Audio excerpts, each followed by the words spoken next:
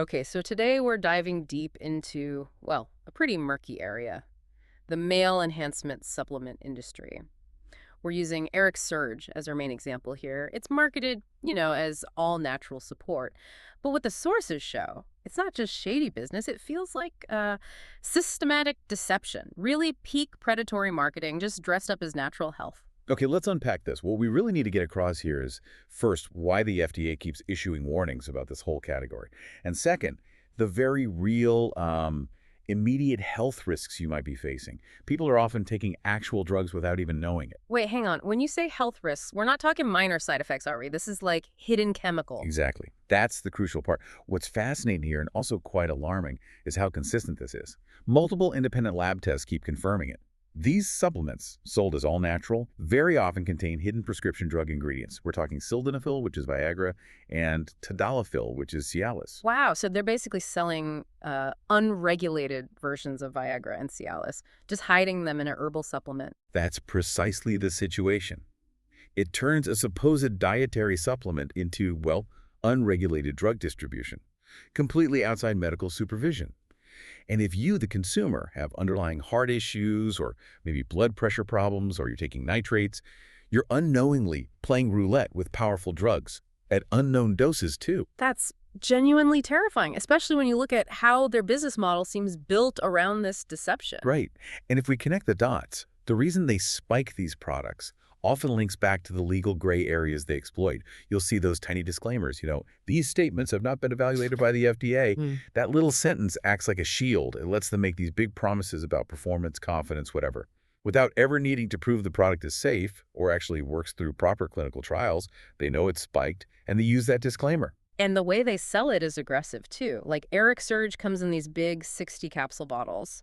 That pushes you towards long-term use, right? Which maximizes their revenue and, probably not coincidentally, make sure you're using it way past the window where you could easily dispute the charge with your credit card. And then there's the billing itself. We saw mentions of really difficult cancellation processes, negative option billing, they call it, where it's intentionally hard to stop payments, like phone lines that don't work, confusing auto-renewal terms. Yeah, all designed to make getting a refund a nightmare. It keeps that recurring revenue flowing. It feels very targeted. Oh, absolutely. The marketing message is crafted very specifically. It taps right into male insecurity, anxieties about sexual performance. They use words like confidence, energy, capability, framing the pill as a quick fix. Which brings us to the psychology behind why this works, right? You might think, oh, that scam wouldn't fool me, but this taps into something deeper. It really does. And you don't have to take our word for it. Harvard Medical School explicitly warns people away from these things. They point out that scientific reviews find basically zero good evidence they work as advertised, but lots of evidence of safety concerns because of those hidden drugs we talked about. Yeah. But then there's the placebo effect. It's incredibly powerful, especially when it comes to sexual performance.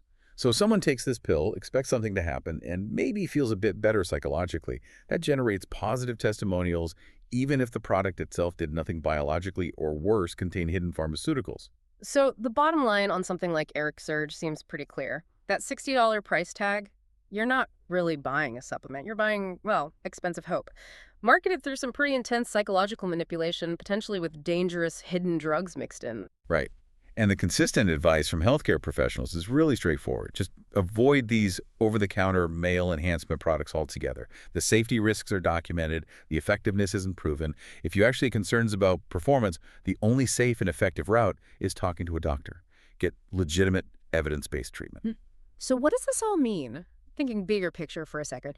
If the placebo effect is so strong, it can make people rave about and spend money on these unproven, potentially contaminated pills.